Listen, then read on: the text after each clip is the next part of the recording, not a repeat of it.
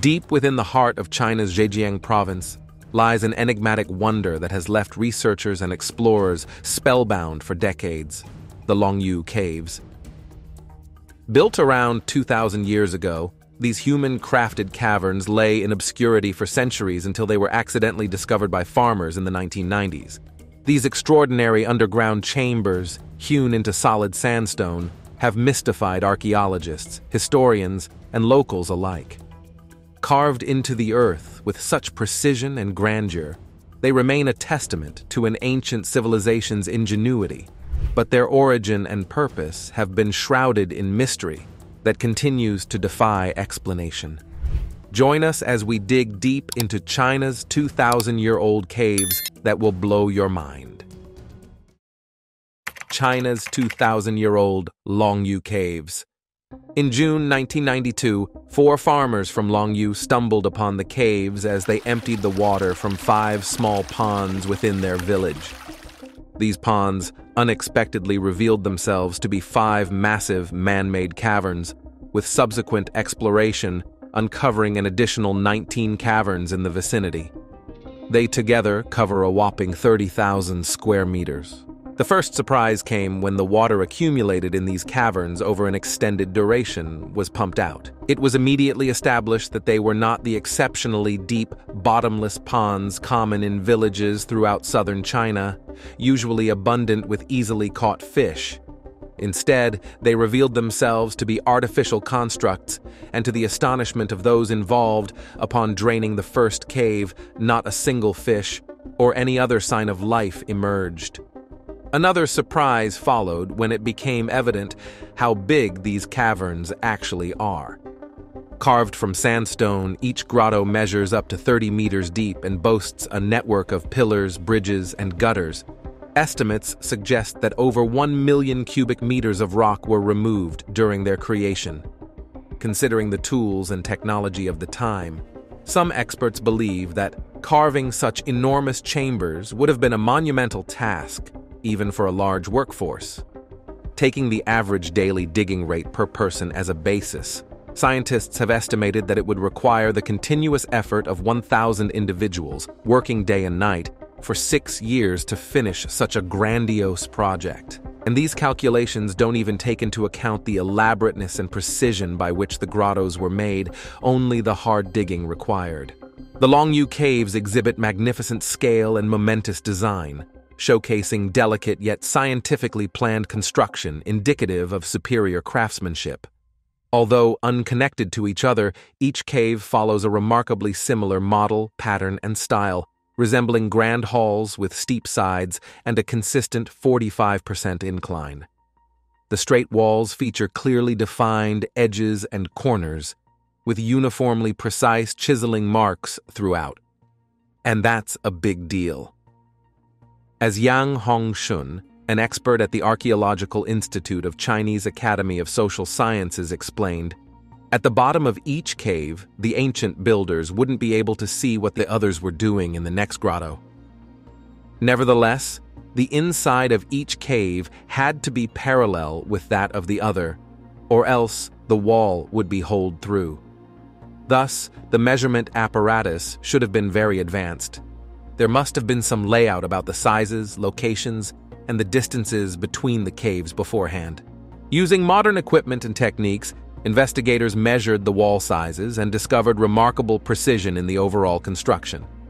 The consistency of wall thickness between caves in various sections raises questions about the methods employed and the means by which such accuracy was achieved. This is all the more interesting considering the fact that no tools have been discovered on site.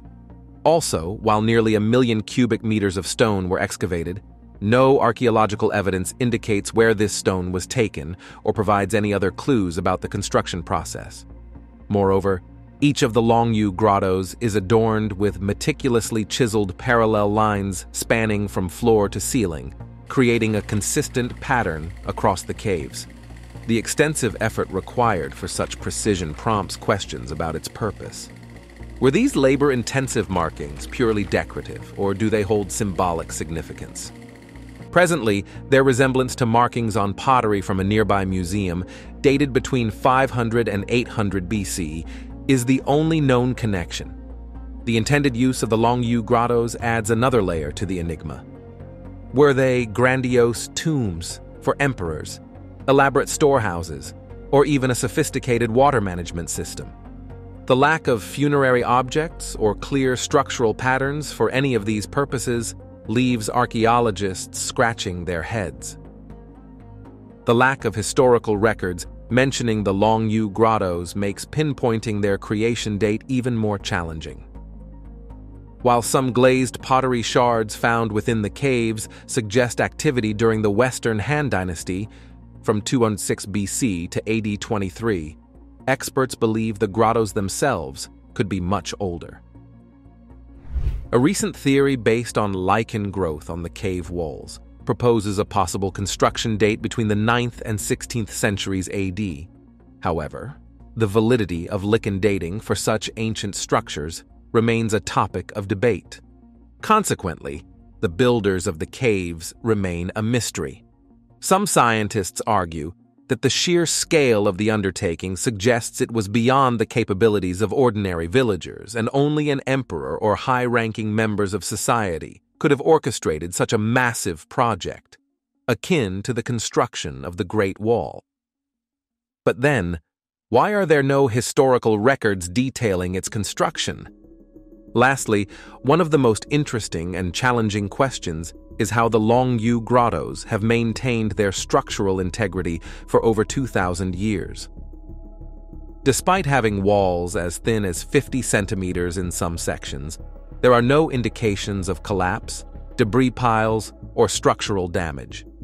Throughout centuries of floods, disasters, and conflicts, while the surrounding landscape transformed and exposed rocks weathered, the Longyu caves have retained their intricate form, patterns, and markings with remarkable clarity. In fact, they appear almost as if they were constructed just yesterday, sparking our imagination even further. Notably, besides Longyu Cave, there are many mysterious caves in over the world that have long captivated human imagination, serving as both natural wonders and repositories of history, legend, and myth. These subterranean realms have shaped cultures, provided shelter, and inspired awe in explorers and storytellers alike. Here, we delve into some of the most intriguing caves that have left an indelible mark on history.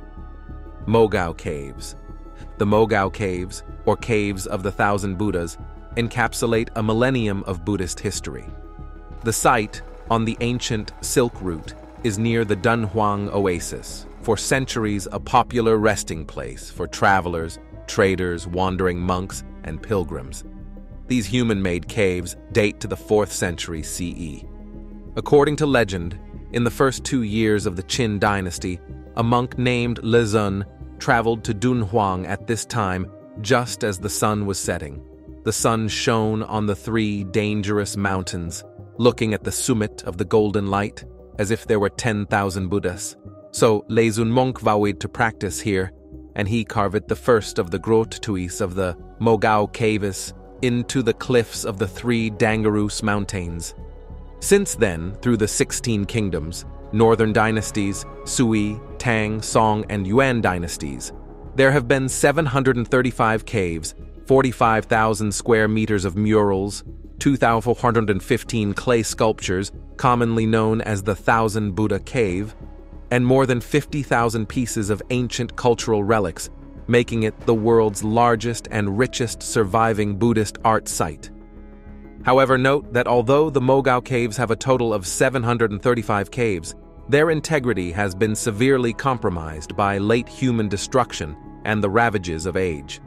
Thus, just 492 caves are presently preserved. What's interesting, the caves of the Mogao grottos span the space from Rome to India and the time from the Pre-Qin dynasty to the Yuan dynasty, spanning 1,000 years. So, after more than 1,000 years, the caves' architectural styles, sculptures, and murals have become a chronicle of art and social culture, with different dynasties, different social styles, different beliefs, and different regional and national cultures, all converging on the Mogao Caves. One can feel the gaze and communication from different time and space. For instance, Cave 302 of the Sui dynasty contains one of the oldest and most vivid scenes of cultural exchanges along the Silk Road, depicting a camel pulling a cart typical of trade missions of that period. Caves 23 and 156 of the Tang dynasty show workers in the fields and a line of warriors respectively, and in the Song dynasty Cave 61, the celebrated landscape of Mount Wutai is an early example of artistic Chinese cartography, where nothing has been left out. Mountains, rivers, cities, temples, roads, and caravans are all depicted. As evidence of the evolution of Buddhist art in the northwest region of China, the Mogao Caves are of unmatched historical value.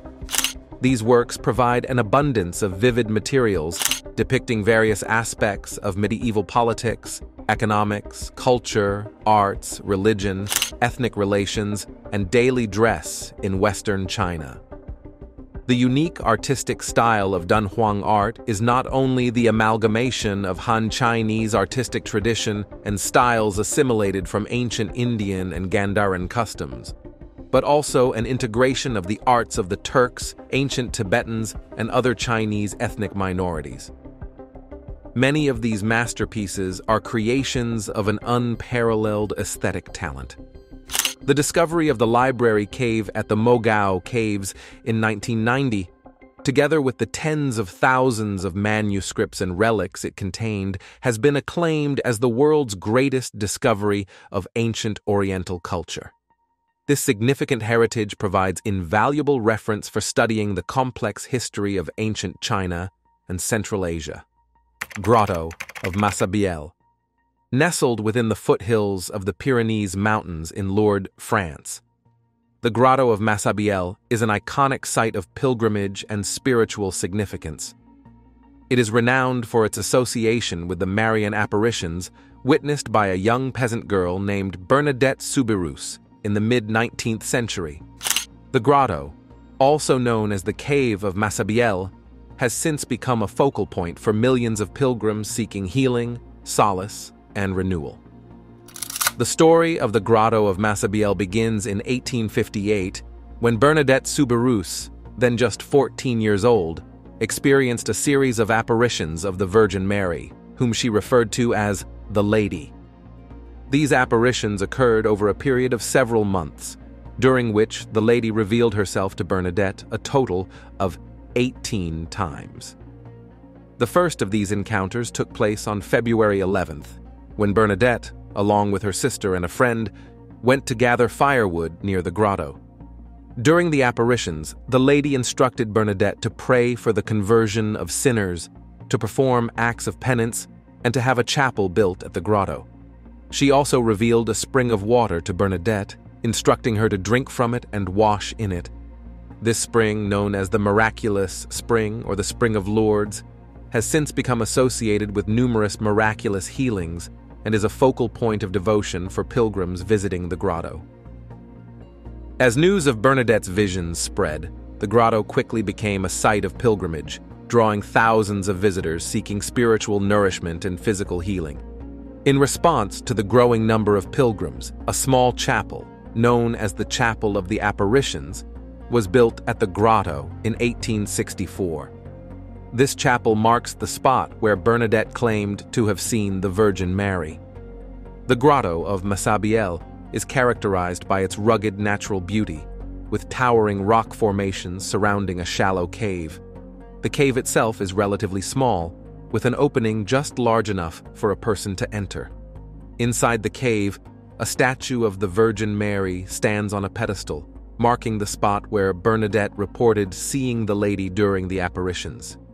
Pilgrims visiting the grotto often engage in acts of devotion, such as praying the rosary, lighting candles, and leaving behind written prayers and petitions. Many also partake in the ritual of bathing in the waters of the miraculous spring, believed by some to possess healing properties. Over the years, numerous accounts of miraculous healings and conversions have been attributed to visits to the grotto and the intercession of the Virgin Mary. The Grotto of Massabielle remains an enduring symbol of faith, hope, and divine intervention for millions of Catholics and people of other faiths around the world. It continues to attract pilgrims from all walks of life, drawn by the promise of spiritual renewal and the possibility of encountering the transcendent.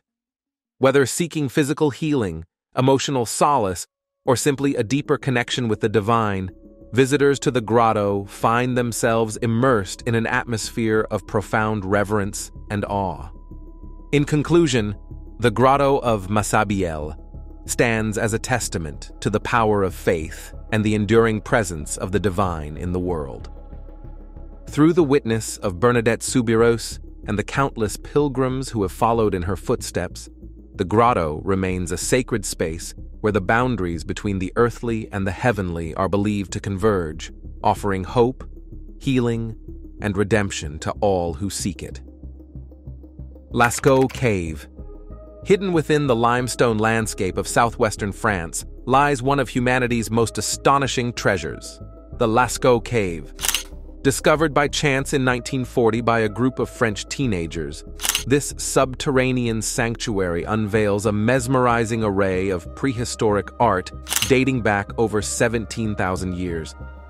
Its walls serve as a canvas for a vivid portrayal of Ice Age fauna, hunting scenes, and enigmatic symbols, offering a captivating glimpse into the minds of our ancient ancestors. The sheer magnitude and quality of the cave paintings found in Lascaux have led scholars and enthusiasts alike to ponder over their significance and purpose. Spanning approximately 600 meters in length, the cave complex comprises numerous chambers adorned with over 2,000 figures, meticulously crafted using natural pigments of ochre, manganese, and charcoal. Among these depictions are majestic creatures such as bison, horses, deer, and aurochs, rendered with astonishing detail and vitality, capturing the essence of these animals in motion. One of the most iconic images within Lascaux is the Great Hall of the Bulls, featuring larger-than-life bovine figures, some measuring up to 5 meters in length. These magnificent beasts, with their sweeping horns and powerful stances, exude a sense of reverence and awe, hinting at the spiritual and symbolic significance they held for the Paleolithic artists. Other notable motifs include the shaft scene, a complex composition depicting a confrontation between a man and a bison, and the frieze of swimming stags, a dynamic tableau of leaping deer. Fascinatingly, the significance of Lascaux extends beyond its visual splendor, offering invaluable insights into the social, cultural, and cognitive landscape of Ice Age humans. Through careful analysis of the paintings and their surrounding context, researchers have gleaned clues about the daily lives, beliefs, and artistic techniques of our distant ancestors. The presence of handprints and abstract symbols suggests a symbolic language or ritualistic practices, while the meticulous observation and anatomical accuracy displayed in the animal depictions attest to a deep understanding of the natural world. Ajanta Caves. In a far-flung river valley about 105 kilometers northeast of Aurangabad in Maharashtra, the ancient cave temples of Ajanta, Vardzia Cave City.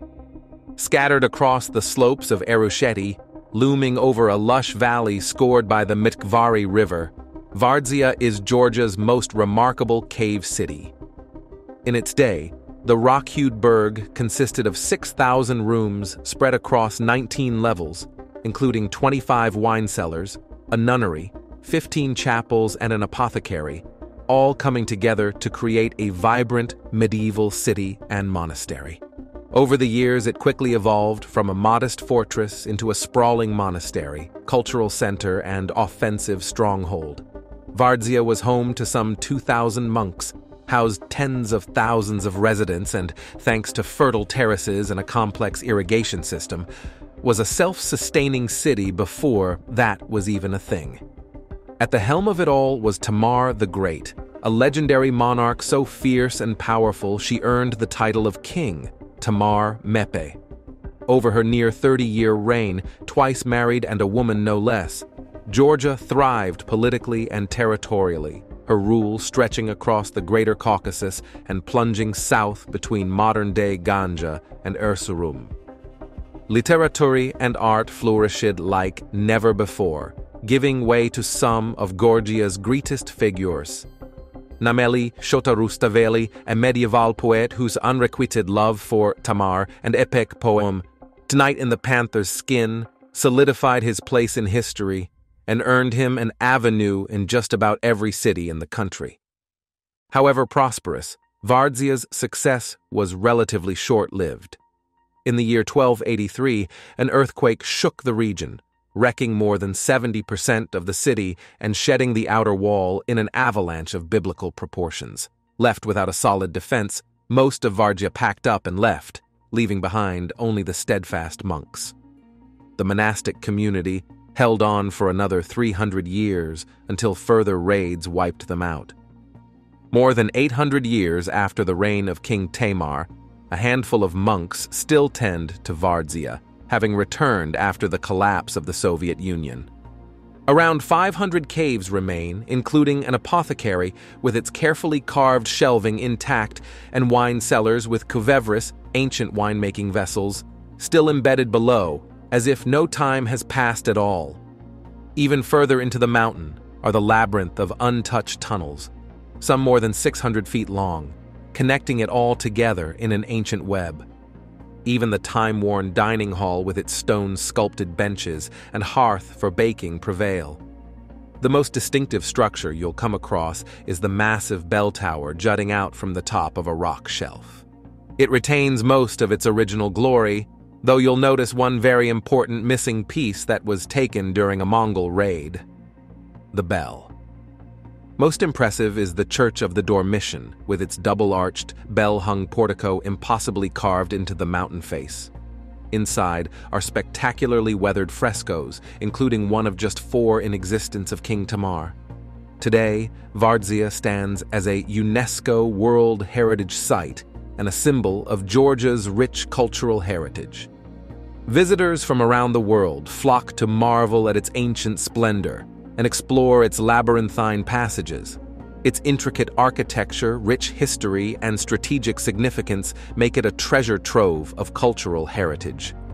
As we continue to unravel the mysteries of this ancient complex, we gain a deeper appreciation for the enduring legacy of Vardzia and the people who called it home. Cave of the Apocalypse. Set on the Patmos Island in Greece is the sacred Greek gem, Cave of the Apocalypse, which is also listed as a UNESCO World Heritage Monument. This sacred grotto is believed to be the site where the Apostle John received the divine visions recorded in the Book of Revelation, the final book of the New Testament.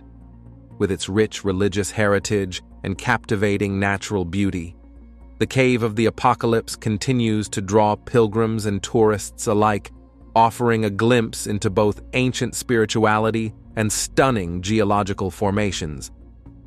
Located on the slopes of the island's highest point, Mount Prophetes Ilias, the Cave of the Apocalypse is accessible via a winding path that meanders through rugged terrain.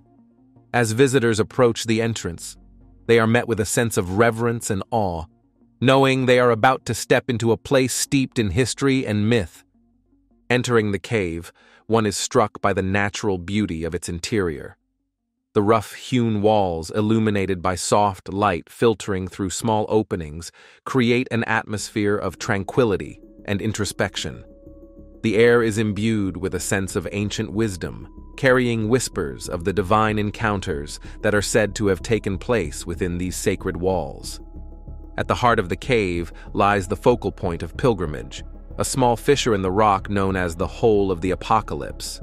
According to tradition, it was through this opening that the voice of God spoke to John, revealing to him the apocalyptic visions that would form the basis of the Book of Revelation. Pilgrims often pause here to reflect on the profound significance of this moment. Feeling a connection to the spiritual legacy, that continues to resonate through the ages. Surrounding the whole of the Apocalypse are ancient Byzantine frescoes depicting scenes from the life of St. John and the visions he received. These intricate paintings, though faded by time, serve as a vivid testament to the enduring influence of John's revelations on Christian faith and iconography. Visitors marvel at the skill and devotion of the artists who created these masterpieces, marveling at their ability to capture the essence of divine revelation in pigment and stone. Outside the cave, the landscape unfolds in a panorama of natural beauty. From the vantage point of Mount Prophetus Elias, visitors can gaze out over the azure waters of the Aegean Sea, dotted with picturesque islands and shimmering in the Mediterranean sun. The rugged coastline of Patmos stretches out below, a testament to the island's wild and untamed beauty. For many, a visit to the Cave of the Apocalypse is not merely a journey through physical space, but a pilgrimage of the soul. In the quiet depths of the cave, amidst the whispers of ancient voices and the timeless beauty of the natural world, pilgrims find a sanctuary for reflection, prayer, and contemplation. Here, in this sacred space, the boundaries between past and present, earthly and divine, seem to blur, offering glimpses of a reality beyond the tangible world. As the sun sets over the horizon, casting a golden glow over the island of Patmos, visitors emerge from the Cave of the Apocalypse, their hearts and minds enriched by the experience of encountering a place where heaven and earth converge. Though they may return to their daily lives, the memory of this sacred sanctuary lingers, a beacon of hope and inspiration in an ever-changing world. Are carved into the steep rock face of a horseshoe-shaped gorge along the Waghur River. Much older than the Ellora Caves, the chain of 30 rock-cut Buddhist cave monuments that form the Ajanta Cave network came up between 2nd century BC to the 6th century AD. Brilliant in their detailing, the Ajanta Caves are among the greatest surviving examples of ancient Indian cave art. A UNESCO World Heritage Site today, the caves fell to disuse soon after the Ellora, about 103 km from Ajanta, rose to prominence, home to Hindu, Jain, and Buddhist rock-cut caves. The desolation of Ajanta for nearly a millennium, with the Deccan forest coming into their own and choking the sculptures, further expedited its downfall. It wasn't until 1819 when an officer from British India, Captain John Smith, stumbled upon it by accident on a tiger hunting party that the excellence of Buddhist religious art and that of Indian rock-cut architecture came to the fore. The construction of the caves, also the earliest monastic institutions in the country, came up in 2 phases, the first one around 2nd century BCE and the second around 400–650 CE. Today, the site is protected under the Archaeological Survey of India. Of the 30 caves hewn into a 250-foot rock face, 5 constitute the Chaityas, a Buddhist prayer hall with a stupa on one end, while the remaining are viharas, Buddhist monastery. Interestingly, Ajanta Caves exemplifies one of the greatest achievements in ancient Buddhist rock-cut architecture. The artistic traditions at Ajanta present an important and rare specimen of art, architecture, painting, and socio-cultural, religious, and political history of contemporary society in India. You can explore majority of the caves with a particularly keen eye for caves 1, 2, 16, and 17 for being the finest surviving example of ancient Indian wall painting. Alternatively, in vivid and warm colors, the murals in these caves portray Buddha's past lives and rebirths, along with rock-cut sculptures of Buddhist deities and illustrations from Jatakamala by Aryasura. The development of Buddhism manifested through the architecture, sculptures, and paintings is unique and bears testimony to the importance of Ajanta as a major hub of such activities. Further, the epigraphic records found at Ajanta provide good information on the contemporary civilization. Ellora Caves. Located in Maharashtra, India, The Ellora Caves are a mesmerizing testament to the rich cultural heritage and architectural brilliance of ancient India. These caves, carved into the Karanandri Hills, form one of the largest rock-cut monastery temple cave complexes in the world and are a UNESCO World Heritage Site. Spanning a period of about 600 years, from the 6th to the 12th centuries CE, the Ellora Caves showcase the harmonious integration of Hindu, Jain, and Buddhist religious ideologies and artistic traditions. The site comprises a total of 34 caves, each with its unique charm and purpose, arranged in a north-south direction along the cliff face. The caves are broadly divided into 3 groups based on their religious affiliation. Hindu caves, Caves 1329. These caves predominantly feature grand temples dedicated to various Hindu deities like Shiva, Vishnu, and Durga. The most iconic among them is the Kailasa Temple, Cave 16, a colossal monolithic structure carved out of a single rock, representing Mount Kailash, the abode of Lord Shiva. Its intricate carvings and architectural finesse leave visitors in awe of the skill and dedication of the artisans. Buddhist caves, Caves 1012. These caves, dating back to the 5th to 7th centuries CE, are adorned with exquisite sculptures and paintings depicting the life and teachings of Buddha. Cave 10, also known as the Visvakarma Cave, stands out for its magnificent Shaitya Hall, prayer hall, adorned with intricately carved pillars and stupas, reflecting the artistic zenith of Buddhist architecture. Jain Caves, Caves 30-34. The Jain caves at Ellora, built between the 9th and 11th centuries CE, showcase the ascetic principles of Jainism through elaborately sculpted figures of Tirthankaras, spiritual teachers, and intricate detailing on the pillars and ceilings. Cave 32, the Indra Sabha, is particularly renowned for its ornate carvings, depicting various Jain legends and celestial beings. Beyond their religious significance, the Ellora Caves serve as a testament to the cultural exchange and synthesis that characterized medieval India. The caves bear witness to the peaceful coexistence and mutual influence of diverse religious traditions, highlighting the syncretic ethos of Indian civilization. The construction of these caves involved immense manual labor and artistic skill, with generations of artisans working tirelessly to transform the rugged rock into sublime works of art and devotion. Their legacy endures as a timeless marvel of human ingenuity and spiritual devotion.